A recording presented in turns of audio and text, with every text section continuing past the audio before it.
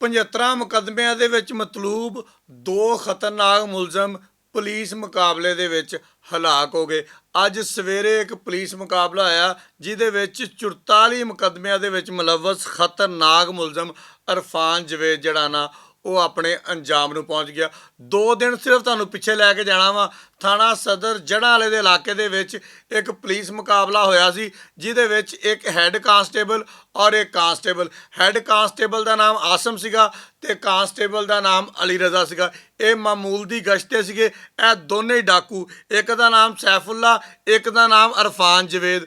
ਇਹਨਾਂ ਨੂੰ ਰੁਕਣ ਦਾ ਇਸ਼ਾਰਾ ਕੀਤਾ ਇਹਨਾਂ ਦੋਨਾਂ ਜਵਾਨਾਂ ਨੇ, ਲੇਕਿਨ ਇਹ ਰੁਕੇ ਨਹੀਂ ਕਿਉਂਕਿ ਇਹਨਾਂ ਨੂੰ ਪਤਾ ਸੀਗਾ ਕਿ ਅਸੀਂ ਇਸ ਇਲਾਕੇ ਦੇ ਵਿੱਚ ਛੱਡੀ ਸ਼ਾਇ ਕੋਈ ਨਹੀਂ। TCS ਵਾਲਾ ਨਹੀਂ ਛੱਡਿਆ, ਫੇਰੀ ਵਾਲਾ ਨਹੀਂ ਛੱਡਿਆ, ਲੰਡੇ ਵਾਲਾ ਨਹੀਂ ਛੱਡਿਆ, ਕੈਰੀ ਡੱਬੇ ਵਾਲਾ ਨਹੀਂ ਛੱਡਿਆ, ਆਂਡੇ ਵਾਲਾ ਨਹੀਂ ਛੱਡਿਆ। ਜਿਹੜਾ ਬੰਦਾ ਇਹਨਾਂ ਦੇ ਡਿੱਕੇ ਚੜਿਆ ਇਹਨਾਂ ਨੇ ਲੁੱਟ ਲਿਆ। ਇਹਨਾਂ ਦੋਨਾਂ ਜਵਾਨਾਂ ਨੇ ਜਦੋਂ ਇਸ਼ਾਰਾ ਕੀਤਾ ਇਹਨਾਂ ਖਤਰਨਾਕ ਮੁਲਜ਼ਮਾਨ ਨੇ ਜਵਾਨਾਂ ਦੇ ਉੱਪਰ ਫਾਇਰਿੰਗ ਕਰ ਦਿੱਤੀ। ਇੱਕ ਜਵਾਨ ਅਲੀ ਰਜ਼ਾ ਸ਼ਦੀਦ ਜ਼ਖਮੀ ਹੋਇਆ। CPO ਫੈਸਲਾਬਾਦ ਸਾਹਿਬਜ਼ਾਦਾ ਬਲਾਲ ਉਮਰ ਨੇ ਇਸ ਗੱਲ ਦਾ ਨੋਟਿਸ ਲਿਆ। ਨੋਟਿਸ ਲੈ ਕੇ ਤੇ ਸਾਰੇ ਅਫਸਰਾਂ ਨੂੰ ਕਿਹਾ ਕਿ ਮੈਨੂੰ ਇਹ ਡਾਕੂ ਚਾਹੀਦੇ ਆ। ਉਹ ਤਾਂ ਆਸਮ ਜਨਾਬੀ ਅਲੀ ਦਲੇਰ ਆਦਮੀ ਸੀਗਾ, ਉਹਨੇ ਉਸੇ ਟਾਈਮ ਹੀ ਇੱਕ ਨੂੰ ਤਾਂ ਧੌਣ ਭਰਨੇ ਸੁੱਟ ਕੇ ਸਾਈਡ ਤੇ ਕੀਤਾ। ਦੂਜਾ ਜਨਾਬੀ ਅਲੀ ਭੱਜ ਗਿਆ ਸੀਗਾ। ਇਹ ਜਿਹੜਾ ਰਾਤੀ ਇਰਫਾਨ ਮਰਿਆ ਨਾ ਇਹ ਭੱਜ ਗਿਆ ਸੀ। ਇਹਨੂੰ ਇਹ ਸੀਗਾ ਕਿ ਮੈਂ ਹੁਣ ਨਿਕਲ ਜਾਵਾਂਗਾ। ਖੈਰ ਆ ਜਵਾਨ ਨੂੰ ਜ਼ਖਮੀ ਕਰ ਲਿਆ ਵਾ, ਲੇਕਿਨ ਤੁਹਾਨੂੰ ਪਤਾ ਕਿ ਇਨਸਾਫ ਇਦਾਂ ਹੀ ਪੂਰਾ ਹੁੰਦਾ ਵਾ। ਹਲੇ ਜਵਾਨ ਹਸਪਤਾਲ ਦੇ ਵਿੱਚ ਆ।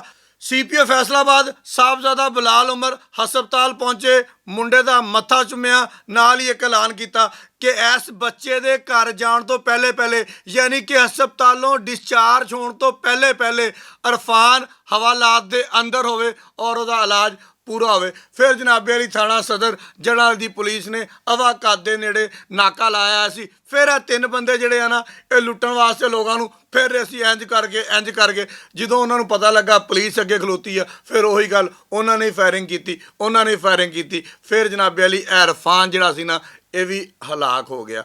ਹੁਣ ਉਹਦੀ ਲਾਸ਼ ਜਿਹੜੀ ਆ ਉੱਥੇ ਪਈ ਆ। ਮੇਰਾ ਖਿਆਲ ਆ ਕਿ ਹੁਣ CPO ਸਾਹਿਬ ਨੂੰ ਫਿਰ ਜਾਣਾ ਚਾਹੀਦਾ, ਆਪਣੀ ਗੱਡੀ ਦੇ ਵਿੱਚ ਅਲੀ ਰਜ਼ਾ ਨੂੰ ਪਾਉਣਾ ਚਾਹੀਦਾ, ਤੋੜ ਉਹਦੇ ਘਰ ਛੱਡ ਕੇ ਆਉਣਾ ਚਾਹੀਦਾ। ਲੈ ਵੀ ਜਿਹੜੇ ਬੰਦਿਆਂ ਨੇ ਤੈਨੂੰ ਫਾਇਰ ਮਾਰ ਕੇ ਜ਼ਖਮੀ ਕੀਤਾ ਸੀਗਾ ਉਹਨਾਂ ਦਾ ਇਲਾਜ ਅਸੀਂ ਪੂਰਾ ਕਰ ਦਿੱਤਾ ਵਾ। ਹੁਣ ਜੜ੍ਹਾਂ ਵਾਲੇ ਦੇ ਲੋਕ ਜਿਹੜੇ ਆ ਉਹਨਾਂ ਵਾਸਤੇ ਵੀ ਇਹ ਖੁਸ਼ਖਬਰੀ ਆ ਕਿਉਂਕਿ ਉਹ ਮਹਿਫੂਜ਼ ਹੋ ਗਏ ਆ। ਉਸ ਇਲਾਕੇ ਦੇ ਵਿੱਚ ਜਿਹੜੇ ਖਤਰਨਾਕ ਮੁਲਜ਼ਮ ਸੀ ਜਿਹੜੇ ਕਿਸੇ ਨੂੰ ਛੱਡਦੇ ਨਹੀਂ ਸੀਗੇ ਉਹ ਹਲਾਕ ਹੋ ਗਏ ਆ। ਲਿਹਾਜ਼ਾ ਹੁਣ ਤੁਸੀਂ ਆਰਾਮ ਸਕੂਨ ਦੇ ਨਾਲ ਹਨੇਰੇ ਹੋਏ ਵੀ ਬਾਹਰ ਅੰਦਰ ਜਾ ਸਕਦੇ ਹੋ। ਬਹੁਤ ਸ਼ੁਕਰੀਆ।